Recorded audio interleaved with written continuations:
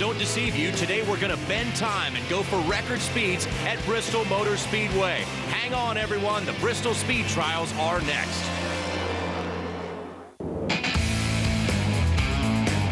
Welcome, everyone, to the world's fastest half mile. We know how the NASCAR cars get around this place, but what about cars of a different kind? It's time for the 2011 Bristol Speed Trials at the world's fastest half mile. I'm John Roberts alongside of Larry McReynolds. And Larry, we're going to see some speed today. Yes, we are. We're going to do it on 2 wheels, 4 wheels. We'll do it with a wing. We'll try it with a street legal car. And the driver of that street legal car is David Reagan. He's with Bob Dillner. All sorts of race cars here at Bristol during this speed trial. David Reagan, you're behind the wheel of a street car. What's the game plan? Ford Mustang, go fast. This Mustang, it's a little bit more than a street car. It's got a lot of horsepower, 5.0 supercharger in it. So, you know, nothing crazy. I don't have my 6-point harness, so just a normal seat belt. Go have some fun, make a few laps, and we'll have the record. All right, David Reagan, keep an eye out for him. He's going for broke in the Mustang. Bob, thanks. The warm-up laps are continuing here. Larry Mack, we have a bunch of different drivers from different disciplines, but the goal is the same. Go fast around the world's fastest half mile. Yeah, we've got 6 different drivers, 5 different cars. What they're trying to do is break a record that's been standing for 11 years, set by Sammy Swindell back in June of 2000, over 138 miles per hour back then. And that is flat out flying around this little racetrack. But right now, we're going to take a look at some of the guys that are going to compete today. One of them being Brian Clausen, who is in a sprint car that is owned by Tony Stewart. If anybody knows how to go fast, it's Stewart. But right now, Bob Dillner is standing by with the only entrant into the speed trials that's going to try this thing on 2 wheels.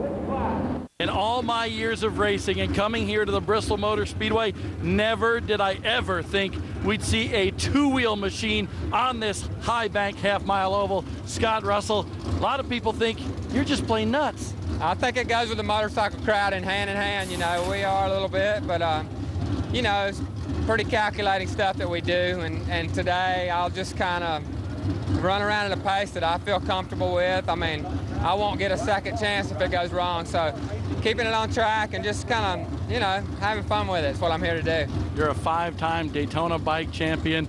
Is this the craziest thing you've ever done? This is definitely up there on the list, you know, and I've been out of it for a while, so this might be the craziest thing. I'll tell you what, darn nice guy as well. This is going to be fun to watch. No question about that, Bob. Crazy is the key word here today as Tony Stewart comes out on the grid, and he's going to be keeping a close eye on his driver, Brian Clausen, who is the first driver out. And Larry Mack, he is fast right away. Yeah, this is a USAC sprint car, and I think to break that record, you're going to have to run around this racetrack, this half-mile track, wide open. The question is, will your car let you run around there wide open? And Brian Clausen won the prestigious Turkey Night Grand Prix back in 2009, that USAC race. And the record is going down already in the first lap. Yeah, this record, as I mentioned, it has stood for 11 years, set back in June of 2000 by Sammy Swindell. Looks like to me he's going to be even quicker on this lap, JR. And you got to be fast if you're driving for Tony Stewart, because he has won a championship in everything he has ever driven. And also, Brian Clausen has the pressure of racing for Tony, but also for himself and trying to smash this record as he's faster, even faster on the second lap. And Tony loves getting his hands on these things. Word is this morning, he and Juan Pablo Montoya were working on a skid plate or a belly pan for ground effects on that car. So Tony Stewart likes what he sees so far, but he knows his driver can do a little bit better. This is a 1-hour session, and we are very early in the session so far, as Brian Clausen will be making many more runs as they try to work on that car and get a little bit faster. Great lap. It's definitely going to get faster. It's going to take a lot faster than that to break this record. Coming up next, these super mods will take their try at breaking the record here at Bristol, but also we'll see a 2-wheeled attempt as well. The speed trials continue.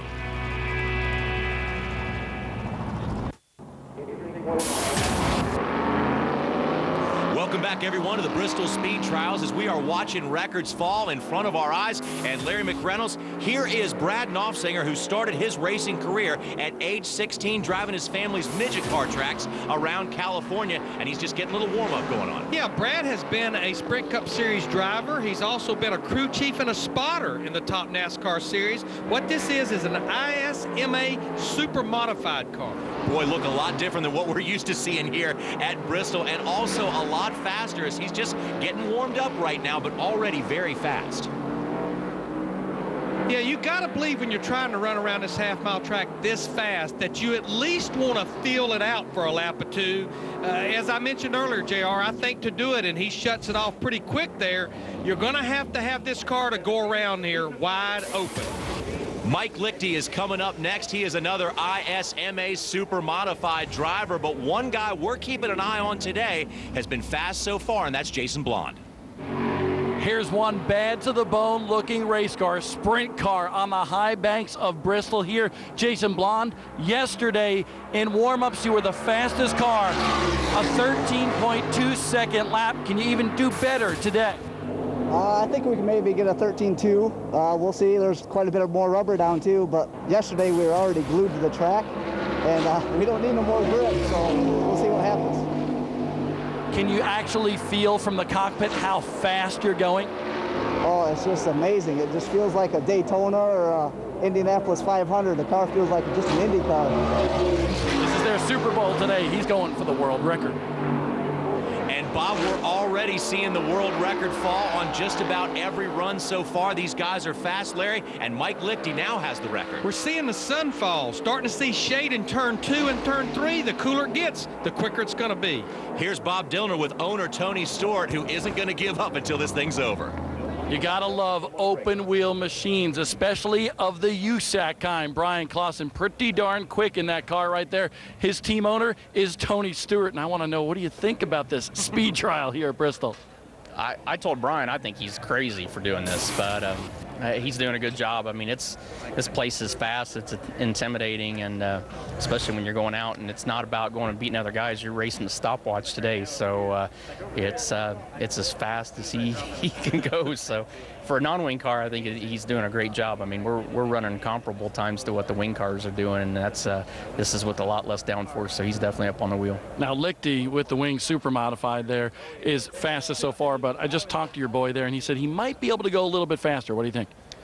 Yeah, that's why I've been standing way behind the car here, and I don't want to listen to anything he's saying because it had me nervous watching him practice last night. So whatever he can do, but it's like I told him, there's no points and no money awarded today, but it's pretty cool. I mean, it shows the talent that he's got to get in here and come to a track that these cars have never run and do what they're doing. It's pretty impressive. Are you saying that Brian Clausen has more cojones than Tony Stewart?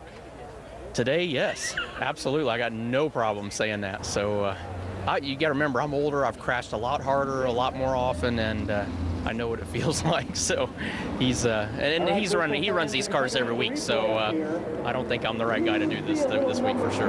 Tony Stewart, he's got the car owner hat on today. Bob, here comes our favorite. It's Jason Blonde, an 18-year veteran of sprint car racing. He's driving an Extreme Sprint Series sprint car, Larry. But I think what Tony Stewart said pretty much makes the statement. It's not about points. It's not about money. It's about saying I'm the fastest man on a half-mile racetrack. And these guys don't care what the prize is, but they come here to win, as Jason Blonde is letting it all hang out in his wing sprint car, 121.81. And as you heard Bob Dillner say, this was the fastest guy, the fastest car in practice last night. Just cool to look at this, Larry, isn't it? Oh, no! Well, he hit the wall there at the start-finish line and still ran a 13.62. What kind of damage do you think that did to the car, Larry? He actually hit it with that right rear awfully hard. There's a lot of things that are lightweight back there. I've got to believe he bent something.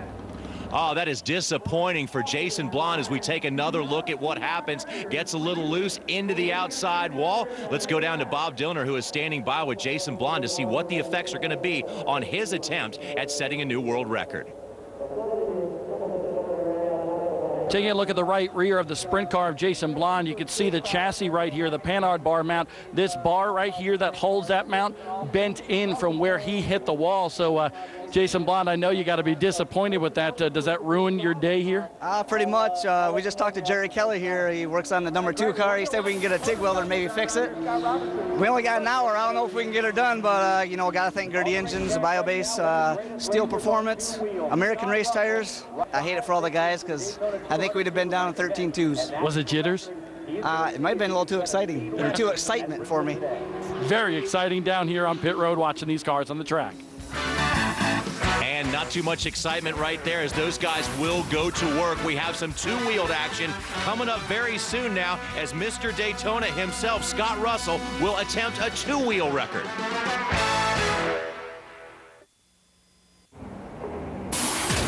Welcome back to the Bristol Speed Trials, everyone, where we are trying to set the fastest lap at the world's fastest half mile. We have cars from all different disciplines, but also, Larry Mack, we have a two-wheeled racer today. Yeah, it was interesting listening to Scott in his interview a while ago. You can hear that he's excited about this run, but there's a little bit of apprehension. He said he's going to run a pace that he feels comfortable with. I would not be comfortable at that pace right there, leaving pit road on two wheels. Well, we called this whole thing crazy just a moment ago, but you got to say that it might be intelligence for Scott Russell, as the speed in this thing could be absolutely incredible. I mean, look at his knee. It looks like it's about 6 to 8 inches off that concrete going through the corners. The fans definitely love seeing a motorcycle out here at Bristol. It looks so unique and so different, but Scott Russell looks like he is maybe not as fast as some of the other cars here, but on two wheels, this definitely will be a record. Well, he has 5 wins in the Daytona 200. He's used to going around a lot of banking on a 2.5-mile racetrack. He is dragging the knee that time through 3 and 4. Did we say crazy before? Yes, it is absolutely crazy. So 95.45 miles per hour so far. That is a record for a motorcycle driver. That's average miles per hour now. You got to remember that. Average on a half-mile racetrack. And boy, Scott Russell has had a very illustrious career. Once again, as we mentioned before, he is Mr. Daytona because of those 5 victories in the Daytona 200 Superbike event as he continues to make his way around the half mile here at pretty much blistering speed. JR, in 2005, Scott was inducted into the AMA Motorcycle Hall of Fame. 46 years old, Scott Russell is. And this run should put him up there as well. 97.99 miles per hour, and it looks like he's backing it down. Oh, look, he's showing off a little bit for the fans. Oh, now we're getting comfortable, aren't we? The work continues, however, for Jason Blonde.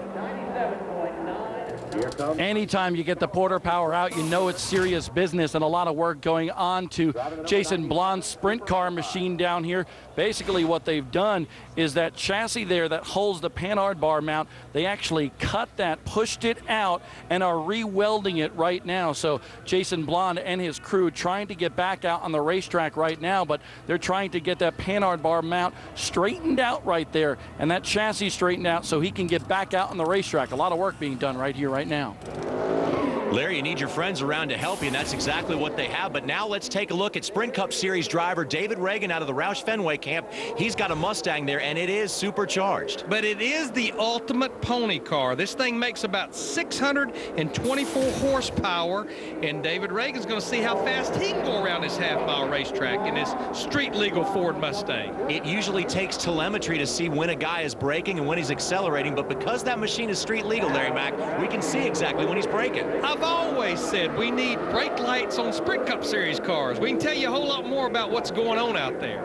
So David Reagan is now approaching a street legal record for the Bristol Motor Speedway, and he has it at 98.49 miles per hour. But you know, he is a competitor. He is not done yet. But you're right. I mean, you can see the nose of the car go down. Listen, hear the tires squealing through the corners on this Ford Mustang. And David mentioned a little bit earlier he would prefer to have the 5-point safety harness. He does not behind the wheel of this car, but nonetheless, he is still fast. Let's go back to Bob Dillner. Scott Russell dismounts from his machine, a new world record for a two-wheel machine here at Bristol on a half-mile course. How was it? It wasn't too bad, you know, but it's one of those deals where if you get it wrong here, you're going to pay the price. So that's kind of right what I felt comfortable with, and I've been pretty happy with that. Were you nervous? A little bit. Once I got out there, leading into it I wasn't, and once I got out there, I was like, man, you got to make it right. Doing it again, could you even go faster maybe next year here at Bristol? Possibly, yeah. With more preparation, you know, this kind of just came together fairly at the last minute, so I think we can do better. And I love the wheelie on the back stretch, by the way. The records continue to fall here at the Bristol Motor Speedway, whether they be 2 wheels or 4 wheels. And Mike Lichty's getting some advice from his teammate, Johnny Benson. He knows a thing or two about getting around Bristol. We'll be back.